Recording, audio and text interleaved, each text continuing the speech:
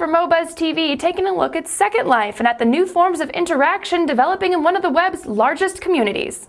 In addition to the whole range of social and economic activities among the more than 800,000 residents of Second Life, cultural activities are flourishing too. For example, they now have at least one full-time journalist. James O, or Hamlet O as his avatar is known, covers all the major and some of the minor SL developments on his blog New World Notes. For example, recently Hamlet, Mr. O, organized an expo and contest for the most lifelike avatars around, those that cross the quote uncanny valley between virtual and real. These are some of the finalists. Lifelike and emotive seems to mean exotic hot chick.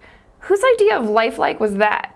Even institutions like universities are catching on to the opportunities afforded in Second Life. Harvard, for instance, is using it in a law course. The course is called Law in the Court of Public Opinion and will examine, quote, persuasive, emphatic argument in the internet space.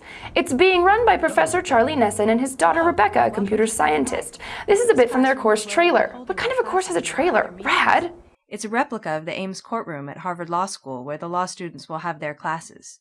As you can see, we can do all of the things here that happen in a regular classroom.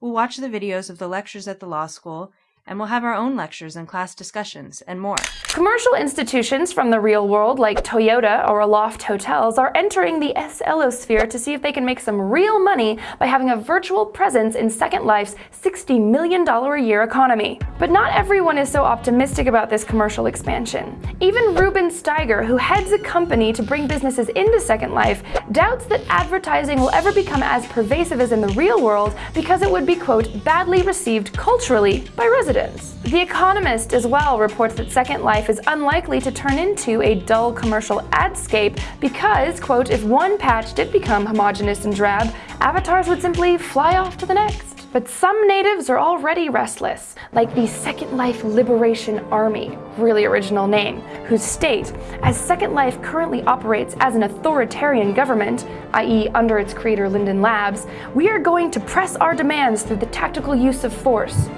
Virtual force? So, what do they want? For Linden Labs to go public and let residents buy shares and also to give them voting rights. And how are they taking action? By, for example, attacking the virtual American Apparrel store to raise awareness of their cause. But where will it end? Virtual Molotov cocktails? Avatars in balaclavas?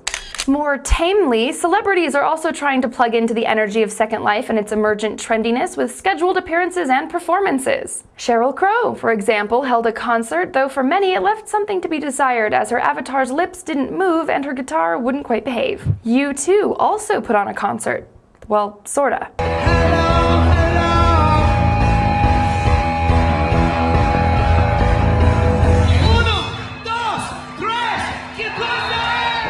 A fan group in Second Life created look-alike avatars of the band members and staged a concert complete with virtual tour t-shirts and concession stands. Since the concert was non-profit, it's doubtful that they're violating any copyrights, but it raises interesting ethical questions about impersonating someone in the virtual world.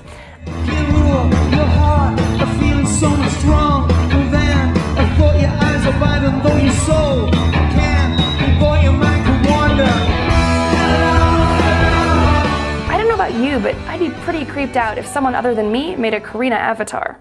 Of course, since Second Life is so heavily American, about half the population, we shouldn't have been surprised when politicians started showing up to prove just how hip and with it they are.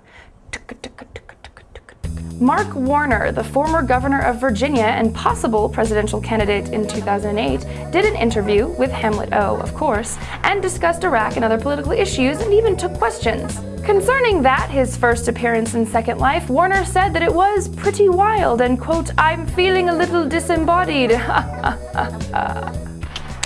Recently, Duran Duran said that they would perform in Second Life to promote their upcoming album. Said keyboardist Nick Rhodes, Second Life is the future right now, offering endless possibilities for artists. And just like their typical rock stars with designer clothes, they're going to have designer avatars. Well, there's your MoBuzz overview of Second Life. It's got me interested in popping in and having a look around. Perhaps we will meet there one day.